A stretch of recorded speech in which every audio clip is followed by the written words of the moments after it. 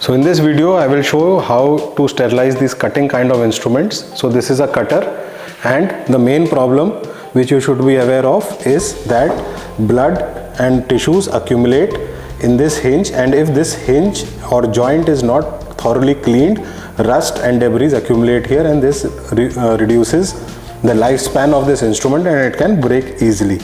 So once the surgery is done, again use the same principle. Take Savlon and flush it through the working channel. Because of its soapy nature, it is easier to clean the debris with this.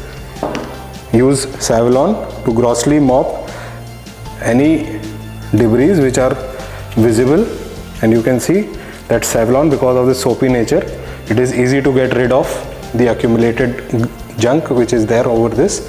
Then finally use normal saline to remove this soapy Savlon. Like, share and subscribe for more medical insights. If you have any questions or topics you want us to cover, comment below. We'll be happy to create a video for you. This is Dr. Varun Agarwal, specialist in advanced robotics and endoscopic spine surgery. Remember to attach it to the irrigation channel and flush out any excessive Savlon. We can use a simple toothbrush to clean the edges and to clean that to ensure that the joints are clean. We can use a small toothbrush and take out any debris which have accumulated. So after a quick drying, we can place all the instruments in an enzymatic solution. This enzymatic solution which can take care of any micro debris which are inside.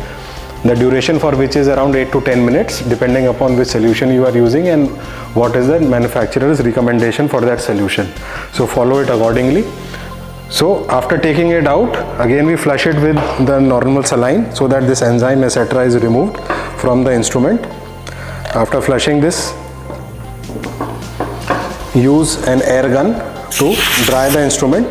Attach it to the irrigation channel and you can see how much moisture which is inside the lumen of this instrument is taken out, and this hinge also needs thorough drying. This hinge also needs thorough drying. So after drying the instrument, some people also can use a high powered hair dryer.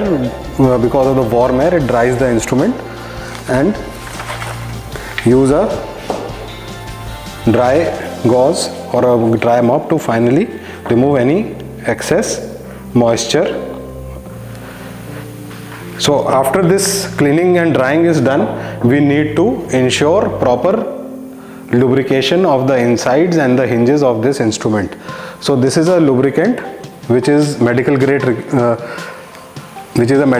lubricant, and we have the cap with a conical tip which can be used to reach these corners, and you pay special attention to these hinges which are prone to accumulate the moisture and debris and start getting rusted.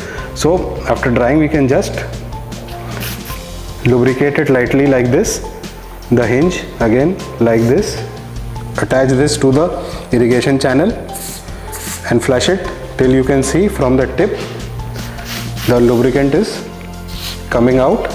So that means the entire shaft now has a lubricant and the hinges, and then move it a couple of times so that the entire lubricant is distributed evenly.